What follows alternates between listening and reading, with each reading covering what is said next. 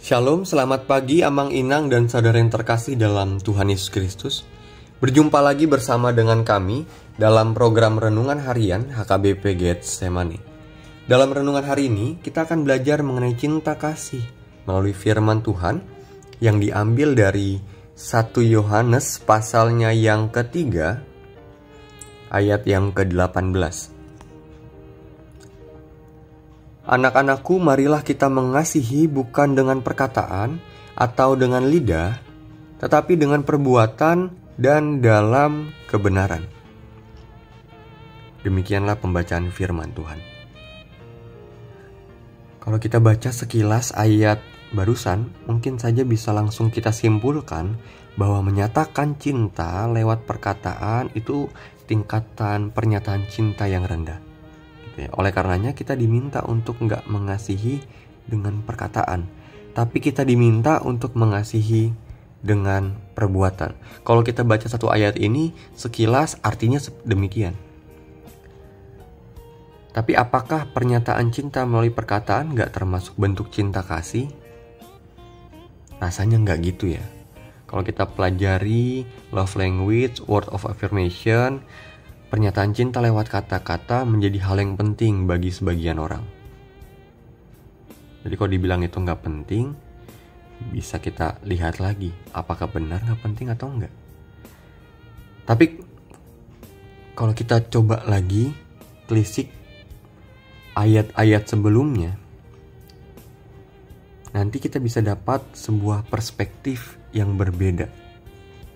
Kalau baca satu ayat, perspektifnya perkataan itu nggak penting, yang penting perbuatan. Talk less, do more, gitu. Tapi ternyata kalau kita baca ayat-ayat sebelumnya, ternyata nats ini bukan mau mengecilkan pernyataan cinta melalui kata-kata. Tapi nats ini ingin menegur pribadi yang sehari-harinya cuma bisa mengobrol cinta kasih. Yang sehari-harinya bilang peduli, yang sehari-harinya bilang saya mengasihi sesama, tapi nggak mau berbuat apa-apa bagi samanya. Karena kalau dipikir-pikir, apa sih artinya saya katakan saya begitu mengasihi saudara, tapi ketika kita tahu ada saudara kita yang sedang lapar, kita malah mengabaikan kebutuhan mereka. Apa gunanya kita bilang saya sayang kok sama dia, tapi ketika kita tahu dia sakit, kita nggak sibuk, kita lagi nggak ada kerjaan, nggak ada kegiatan, tapi kita nggak mau meluangkan waktu kita untuk menyapa dia, memberi perhatian kepada dia. Nah, ini yang mau dikritik. Maka dari itu perlu kita pahami dengan baik bahwa di dalam kasih itu tidak boleh ada yang namanya pengabaian.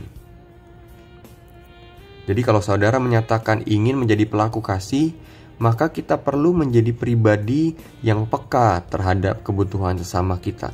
Karena hari-hari ini budaya yang berkembang ialah budaya yang individualis. Kalau dulu kita kenal budaya Indonesia, budaya yang gotong royong, budaya yang saling peduli, budaya yang hidup dalam kepekaan gitu. Tahu sekitarnya terjadi apa dan sebagainya, tahu saudaranya sedang merasakan apa dan sebagainya. Tapi hari-hari ini kalau kita perhatikan, kita hidup mengarah kepada kebudayaan yang individualis. Orang hanya memperhatikan kepentingan dirinya saja, gitu ya. Nggak lagi peduli terhadap kebutuhan orang lain, gitu ya. Orang lain mau jungkir balik, mau seperti apa dan bagaimana, ya itu urusan dia. Yang penting saya selamat dan sebagainya. Budaya ini yang hari-hari ini mulai hidup di kalangan kita. Padahal kalau kita perhatikan, budaya ini nggak mencerminkan sama sekali kekristenan. Karena kekristenan itu adalah budaya yang harus hidup dalam kepedulian. Kekristenan itu harus bisa mengesampingkan ego. Orang yang peduli itu harus peka terhadap apa yang terjadi di sekitarnya. Orang yang peduli harus tahu kalau saudaranya sedang lapar, saudara sedang sakit, dan berbagai hal lainnya. Orang yang peka nggak bisa tutup mata gitu. Makanya selain peka, kita juga harus jadi pribadi yang mau rempong, yang mau repot untuk menolong orang lain. gitu.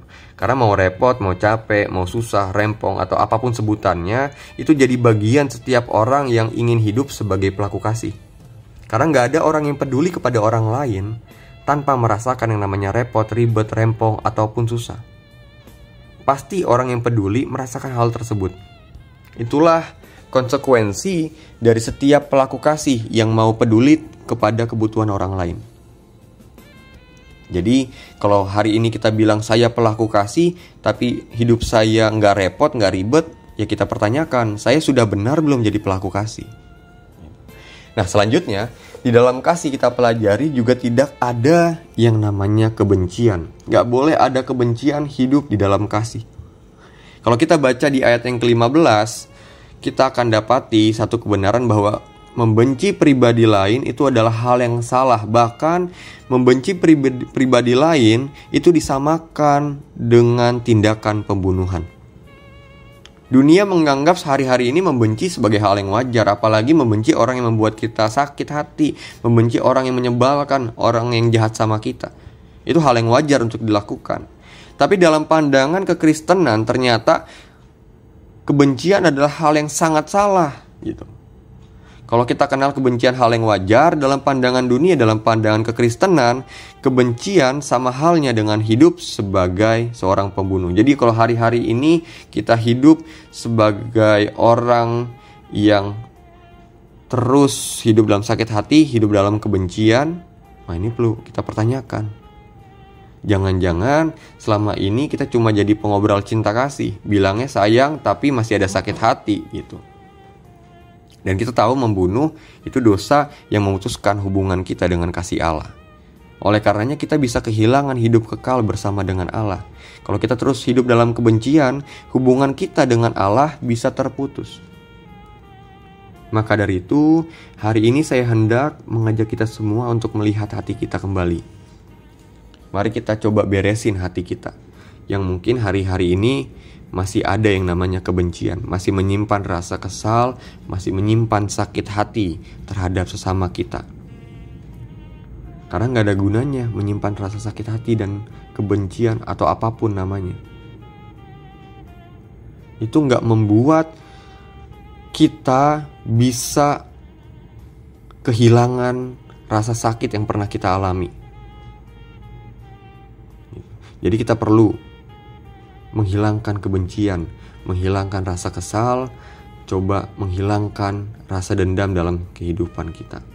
Saya tahu itu bukan hal yang mudah untuk dilakukan, tapi kalau kita masih terus hidup dalam kebencian, artinya kita tutup mata atas kebenaran firman yang baru saja kita dengar. Kita dilarang untuk membenci orang lain. Karena kalau kita anak Allah, kita harus hidup dalam kasih. Dalam kasih tidak ada kebencian. Maka dari itu mari kita upayakan untuk melepaskan yang namanya pengampunan kepada setiap orang yang mungkin pernah menyakiti hati kita. Karena kebencianmu hanya membuat dirimu kehilangan kasih Allah. Nah, sebagai orang Kristen kita perlu sungguh-sungguh hidup sebagai pelaku kasih.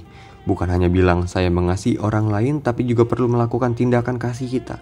Bukan hanya perkataan saja, tetapi perlu juga dibarengi dengan aksi yang nyata.